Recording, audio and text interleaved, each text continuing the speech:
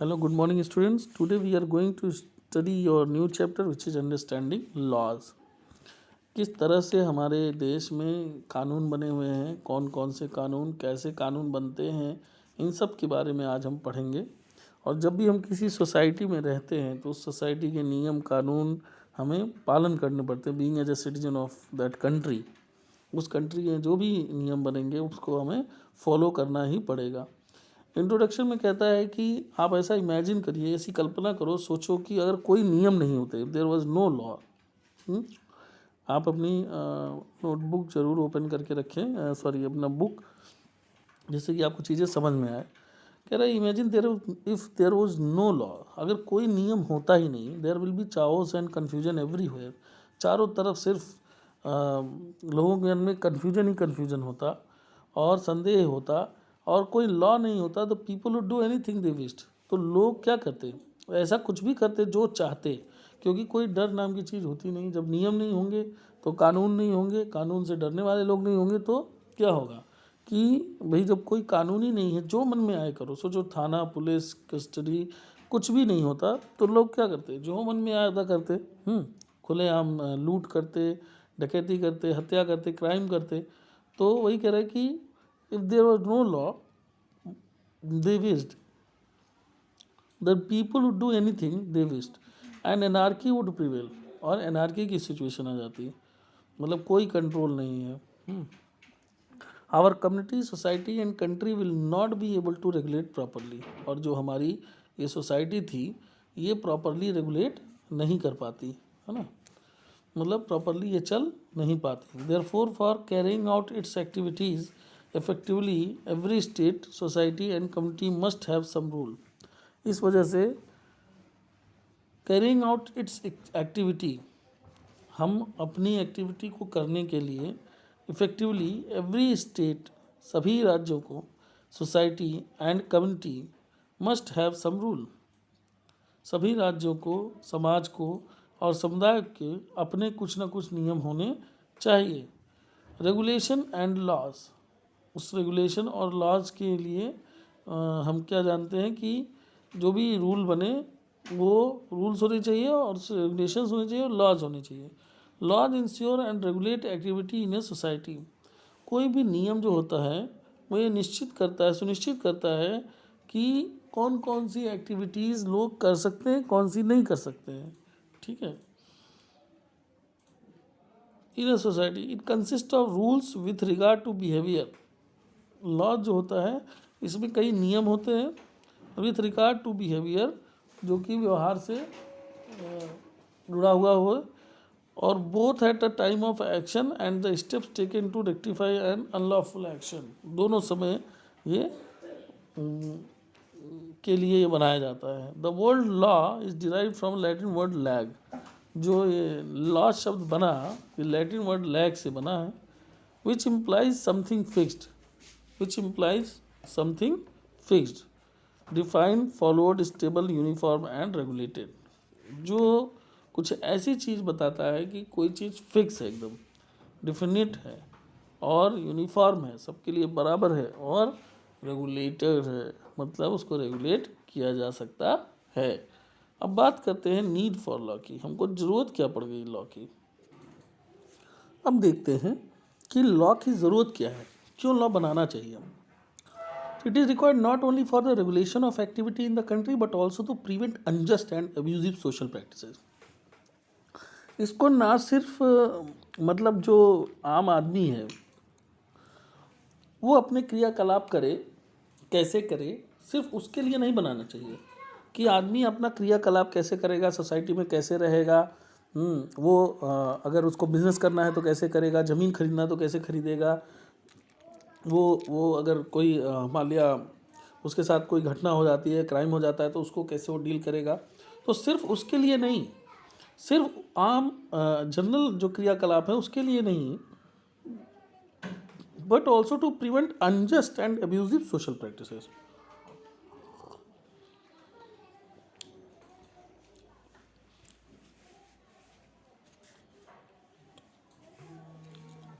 लेकिन जो अनजस्ट हो, जो अन्यायपूर्ण हो, और जो एब्यूज़िव सोशल प्रैक्टिसेस हों, जहाँ पे जो सामाजिक जो ताना बाना चल रहा हो वो एब्यूज़िव हो, कहीं ना कहीं समाज में किसी को एक्सेप्टेंस नहीं मिल रहा हो, समाज में किसी को गलत नज़रिए से देखा जा रहा हो, सोशल जो प्रैक्टिसेज हैं वो कहीं ना कहीं अगर प्रभावित हो रही हैं तो भी लॉ का वहाँ पे रहना ज़रूरी है for the betterment of the people, लोगों की अच्छाई के लिए, and enable certain groups and communities to rise at par.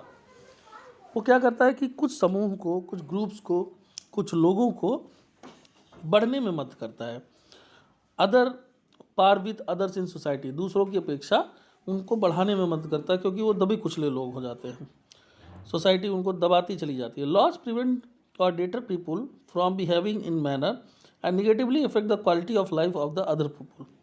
Law जो है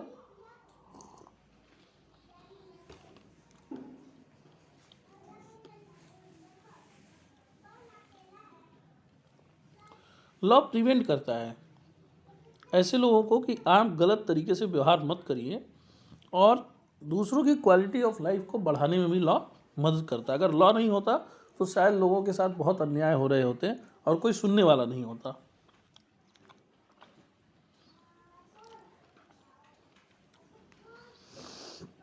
और इस तरह से लॉ को ब्रेक करना एक तरीके से क्राइम के रूप में जाना जाता है। ऐसे हम इसको एक एग्जाम्पल के तौर पे समझते हैं। एग्जाम्पल के तौर पे ऐसे समझे, untouchability by our constitution, this practice is from the social discrimination against certain groups of person. छुआछूत जो था,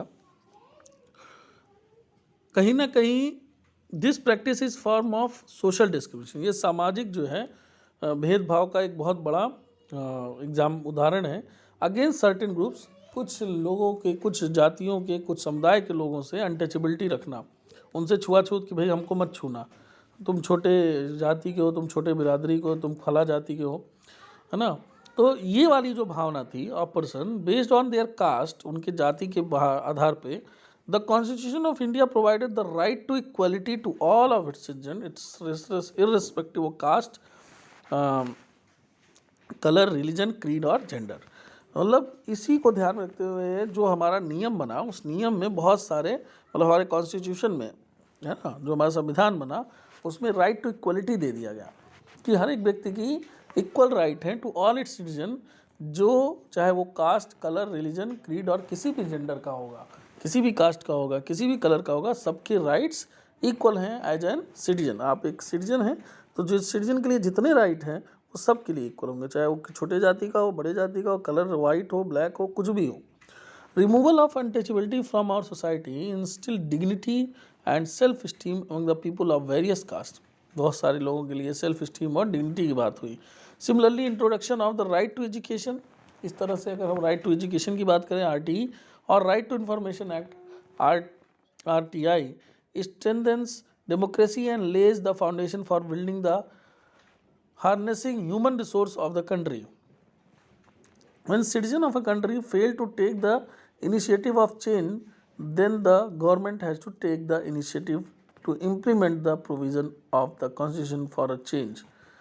जब कई बार क्या होता है कि when the government has to take the initiative, क्या होता है कि कई बार क्या होता है one citizen of a country fail to take the initiative of change, जब बदलाव की इस प्रक्रिया में वहाँ के नागरिक लोग फेल हो जाते हैं तब गवर्नमेंट अपने रोल में आती है और government has to take the initiative. तो गवर्नमेंट को ये इनिशिएटिव लेना भी चाहिए आगे बढ़ के, टू इम्प्लीमेंट द प्रोविज़न, जो भी प्रोविज़न समझाया गया है, सुलाया गया है,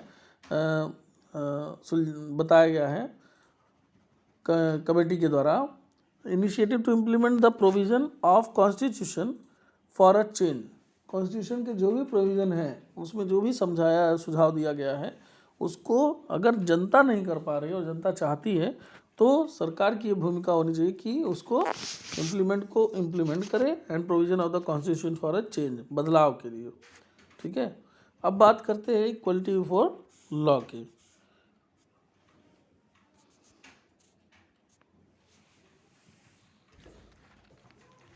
अब बात आती है कि जो लॉ है क्या वो इक्वल है सबके लिए? Equality before the law, does the law apply to all? Is everyone irrespective of their social status, political position, caste, gender, religion, creed, equal before the law? क्या सरकार ने जो नियम बनाए हैं वो सबके लिए इक्वल हैं? इफ़ अ चीफ मिनिस्टर सन, अगर कोई मुख्यमंत्री का लड़का और एक आम आदमी सेम क्राइम करते हैं, उनसे गलती से सेम क्राइम हो जाता है, will the law deal with them in the same manner? क्या नियम दोनों के लिए सेम तरीके से काम करेगा? As per the constitutional rights the answer would be yes. अगर हम संवैधानिक तरीके से देखें, संवैधानिक अधिकारों के हिसाब से देखें, तो इसका उत्तर तो हाँ होगा। According to article 14 of the Indian constitution, all people are equal before law. आप सबको मैं आर्टिकल 14 पढ़ने के लिए भी बोल रहा हूँ इसी वीडियो के माध्यम से कि आप लोग आर्टिकल 14 ज़रूर सर्च करके अच्छे से पढ़िएगा। The state cannot discriminate people on the basis of their religion, caste, gender. कोई भी राज्य या राष्ट्र, स्टेट किसी भी व्यक्ति को, मतलब इंडिया में कोई भी स्टेट किसी भी व्यक्ति को उसके रिलीजन, कास्ट और जेंडर के बेसिस पे अलग से लॉ नहीं लगा सकता। Freedom from discrimination is the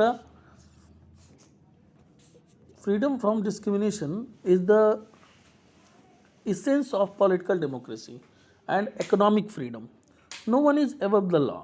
कोई भी व्यक्ति नियम से ऊपर नहीं है। and the laws are equally applicable to all the citizens of the country. और laws जो हैं वो equally applicable हैं, बराबरी से सबके लिए बराबर हैं, for all the citizens of country, पूरे कंट्री के सिटीजन्स के लिए। For example, the Supreme Court of India has issued a verdict on right to education. Supreme court of India ने राइट टू एजुकेशन पे एक फैसला सुनाया था। This act state that children from weaker section of the society will have fixed quota in all the aided and unaided school to give them equal opportunity in the field of education. अब लो इसको कैसे पढ़ा है, इसमें क्या कहा गया?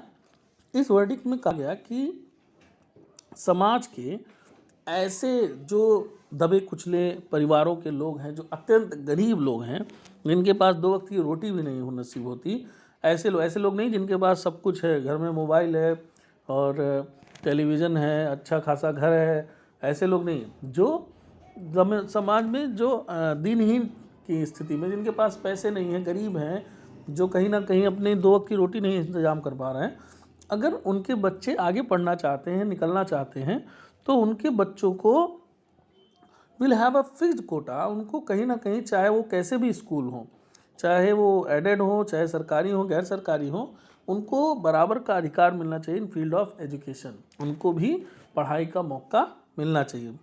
No offender is immune before the law. Any crime or violation of law has specific punishment and process through which the guilt of the person has to be established. Our judiciary provides equal and exact justice to all its citizens. जो हमारे न्याय व्यवस्था है वो बराबर और समान न्याय प्रणाली सभी नागरिकों के लिए लगाती है। You may have read in history that during ancient times law were different for different people.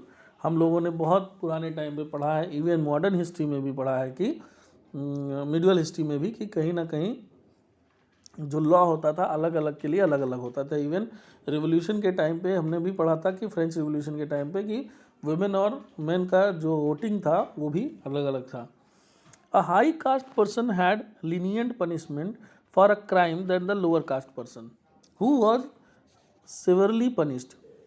High caste जो लोग होते थे, जिनकी ऊंची जाति होती थी, उनको पनिशमेंट, जो उनको न्याय व्यवस्था के द्वारा, जो जुडिशरी के द्वारा जो सज़ा दी जाती थी, वो बहुत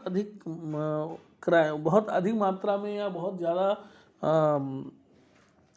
कठिन तरीके की सज़ा नहीं दी जाती थी। लेकिन जो छोटे कास्ट के लोग होते थे उनको कहीं ना कहीं हैड लीनियंट पनिशमेंट। उनका जो पनिशमेंट हुआ करता था वो लीनियंट हुआ करता था। अब बात आती है कि शुक्ला जी, अब जो बात आती है उसमें ये होता है कि लोअर का, जैसे who has severely punished the treatment between the Indian and the British citizen when it came to matters of law The Sedition Act of 1870 empowered the British government to arrest any Indian for protesting or criticizing the British government without due trial. देखिए अब यहाँ पे क्या कर रहा है act of 1870,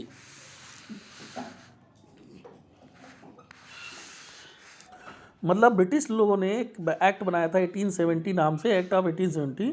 उसमें ये कहा गया कि ब्रिटिश गवर्नमेंट जो है अरेस्ट कर सकती है किसी भी इंडियन को फॉर प्रोटेस्टिंग और क्रिटिसाइजिंग, अगर वो ब्रिटिश गवर्नमेंट को प्रोटेस्ट करता है या आलोचना करता है, क्रिटिसाइज करता है, बुराई करता है, विदाउट ड्यू ट्रायल, बिना किसी ट्रायल के वो उसको गिरफ्तार कर सकती है।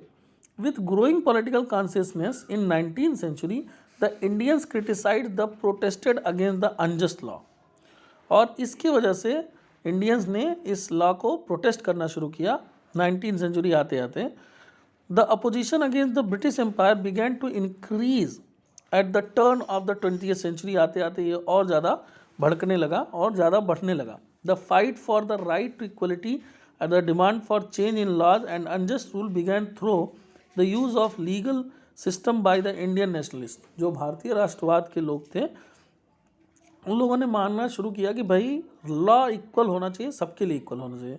With the end of British rule the independent modern judiciary came to beginning. Judiciary now is independent of the executive and the legislative branches of the government. Earlier these three branches were vested in the hands of one person. पहले तीनों branch एक ही व्यक्ति देखता था, जबकि आज के समय में जुडिशरी को अलग रखा गया लेजिस्लेटिव और एग्जीक्यूटिव ब्रांच से। Earlier these three branches were vested in one hand. Hence the discrimination was inevitable. जैसे अब इसके लिए मैं आपको बताऊं कि जैसे जो जज है, जज को ही न्याय देना है। अब जज न्याय तभी देगा जब उसके ऊपर कोई प्रेशर नहीं होगा।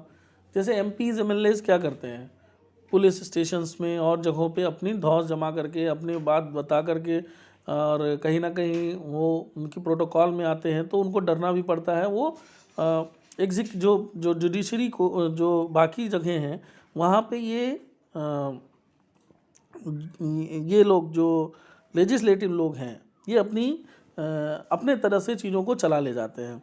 लेकिन अगर ये इनके अधिकार में अगर एग्जीक्यूटिव्स हैं, जैसे डीएम वगैरह हैं, जो भी सेक्रेटरीज़ हैं, एसपी हैं, इन लोगों के अधिकार में लॉ एंड ऑर्डर कंट्रोल करना है, तो इन लोगों के अधिकार में अगर जुडिशरी आ जाती, कहीं ना कहीं अगर जुडिशरी को इनकी बात सुननी पड़ती एग्जीक्यूटिव्स की या लेजिस्लेटिव की, तब क्या होगा? तो कहीं ना कहीं उनको न्याय देने में बाधा आती और गलत ही न्याय कई बार देने पड़ते। इसलिए इसको फ्री रखा गया है। इसलिए जुडिशरी को सबसे फ्री रखा गया है कि उनका कोई अधिकार उनके ऊपर नहीं है। इवन मतलब कोई भी जुडिशरी का व्यक्ति हो, वो अगर चाहे तो अगर कोई व्यक्ति गलत किया है, चाहे वो क्यों ना मिनिस्टर हो, चीफ मिनिस्टर हो, वो अपने कोर्ट में उसको बुला सकते हैं अगर उनके खिलाफ कोई अपील होती है तो। The Indian constitution hold everyone equal before law. The parliament and the various legislative bodies have been interested with the task of making law in our country. The parliament of India has right to make laws on matters related to the union list. Parliament को अधिकार है जो union list से related matter उस पर वो law बनाए। But the state legislature have the power to make laws on matters of the state list. वैसे ही राज्य विधान परिषद को ये पावर है कि वो स्टेट लिस्ट में आने वाली चीज़ों को वो क्या बना सके, रूल बना सके। अब बात करते हैं कि किस तरह से नए लॉ बनते हैं। आइए हम इस पे देखते हैं। यहाँ से हम देखें कॉन्सेप्ट मैप से कि how the new laws are form. तो न्यू लॉ फॉर्म करने के लिए क्या होता है? पहला, parliament of India formulates the laws at the central level and the state legislature at the state level. Pass कैसे होते हैं?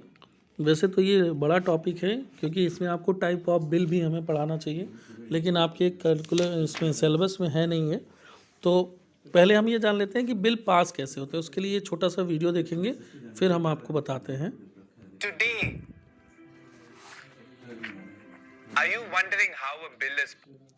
नाउ सी, एक पार्लियामेंट का सीन दिया जा रहा है और कैसे The bill on malnutrition is being discussed today. ये जो पार्लियामेंट के हेड हैं वो बोलेंगे कि आज जो भी बिल, जैसे इसमें एग्जाम्पल के रूप में क्या कहा गया, मेल न्यूट्रिशन, मतलब जो ये मेल न्यूट्रिशन के लिए कोई बिल है जो कि पास करने की बात हो रही है, उस पर कुछ सांसद महोदय लोगों ने बिल उठाया है, अपनी बात की ऐसा एक एक्ट बनना चाहिए। एक्ट बनने के पहले वो बिल नाम से उसको कहा जाता है कि हाँ भाई ये बिल आया तो है लेकिन इस पर चर्चा होना ज़रूरी है। चर्चा का मतलब क्या है कि कहीं ना कहीं हो सकता है उसके प्रॉस एंड कॉन्स कुछ अलग अलग हों, निगेटिव पॉजिटिव चीज़ों पे बात हो जाए। तो जो जो वहाँ के प्रेसिडेंट होते हैं पार्लियामेंट के, वो कहते हैं कि भाई उनके एक दिन पहले उनके पास आ जाता है सीरीज़ वाइज, और वो नाम लेते जाते हैं कि जिसको बिल पास कराना है वो अपना नाम बताएं और उस पर चर्चा शुरू करें। तो उसमें जो फॉर एंड अगेंस्ट में लोग होते हैं वो, अब जैसे इसमें एक एग्जाम्पल ले रखा है मेल न्यूट्रिशन का, यानी कुपोषण का। तो कुपोषण के लिए कौन से Are you wondering how a bill is passed? Should I explain that? All right, I'll do that. A bill is a written proposal of the law that a member wants to introduce. Written proposal of the law, The bill is अगर कोई भी discussed in member the है, House member मतलब and MP. voted upon by the members. अब ये देखिए members हैं ये लोग। If a majority of the now members सी, आप इसमें देख सकते हैं लाइक और अनलाइक, ग्रीन वाले लाइक हैं और रेड वाले अनलाइक हैं, ठीक है। ये देखिए कुछ लोगों ने थंब अप किया है, कुछ लोगों ने थंब डाउन कर रखा है। तो अब इससे से देखा जाता है कि जैसे कोई आपके क्लास में कोई कहे कि क्लास में एसी लगना चाहिए, how many of you are agree. तो किसी ने बिल, मान लिया पार्लियामेंट, आपकी स्टूडेंट पार्लियामेंट बैठाएगी और उसमें कुछ चीज़ें डिस्कस करनी है कि हम लोगों को हर सैटरडे कम्युनिटी एक्टिविटी करनी है कि हम अपने मोहल्ले को, हॉस्पिटल को, स्कूल को, किसी टेंपल को, किसी ऐसी जगह को साफ़ करेंगे सब लोग मिलके। How many are agree with this. तो उसको एक्ट में लाना है। तो एक्ट लाने के पहले किसी के विचारों को सुनना पड़ेगा। तो बिल यही होता है कि वो पहले रिटन फॉर्म में लिख के लाते हैं कि हाँ भाई भारत में ये नया नियम लागू होना चाहिए। जैसे आपको कई बार ऐसा होता है, मन में आता है यार ऐसे नियम लागू होने चाहिए कि ऐसे नहीं ऐसे हो जाए, गरीबों को ऐसे मिल जाए सुविधाएं। जो लोग ड्यूटी पे नहीं आते हैं, जैसे मान लिया किसी गवर्नमेंट ऑर्गेनाइजेशन में देखते होंगे लेट लतीफ़ आते हैं लोग, फाइल नहीं ठीक से देखते हैं, पैसे लेते हैं, उनके लिए कोई नियम आ जाए। तो आपके मन में तो ये कैसे हो सकता है, अगर आप मेंबर होंगे या आपकी बात आपके मेंबर जो आपके जनप्रतिनिधि हैं वो पार्लियामेंट में उठाएंगे। तो पार्लियामेंट में इन्होंने बिल उठाया, तो ग्रीन वाला सपोर्टर है और अपोनेंट वाले जो है रेड हैं। तो जो सपोर्टर है अगर वो ज़्यादा है, जैसे आप देखिए मोर देन हाफ लग रहे हैं सपोर्टर, तो इसका मतलब आपका बिल vote पास to हो गया। support the bill, then it is passed to the other house. Other house, In the second house मतलब हायर हाउस, जिसको आप, ये लोअर हाउस होता है लोकसभा, और राज्यसभा क्या होता है हायर हाउस, तो अपर हाउस उसको बोलते हैं। तो यहाँ से फिर राज्यसभा में जाता house, है, the same process repeats. वहाँ पे भी सेम प्रोसेस किया जाता है। It becomes an act or a valid law after the President of India अब approves अगर दोनों सदनों से, दोनों पार्लियामेंट से ये पास हो जाता है तो उसके बाद साइन होता है किसका, प्रेसिडेंट का। अगर प्रेसिडेंट साइन कर देते the हैं law तो वो passed by एक्ट the बन Rajya जाता है। Sabha and the Lok Sabha. An act has various provisions which need to be implemented. The implementation of the act is done by the executive. The executive is also इसका मतलब क्या हो गया कि जब ये बिल पास कर लिया है, one the bill is adopted in the parliament becomes an act, तब ये कानून बन जाता है। एक्ट का मतलब कानून, मतलब आप उसके अगेंस्ट में कोई काम करेंगे तो उसके लिए लॉ बन गया है और उसके लिए आपको कहीं ना कहीं सजा उठानी पड़ सकती है। When act get assent of the president it becomes the law.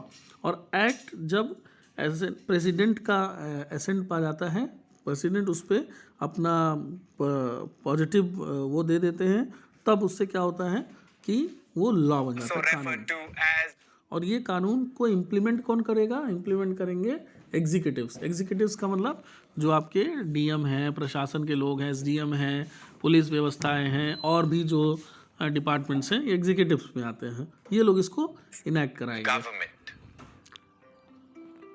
Thank you, thank you, thank you. Yes, I am proud to say that my question led to the creation of this bill.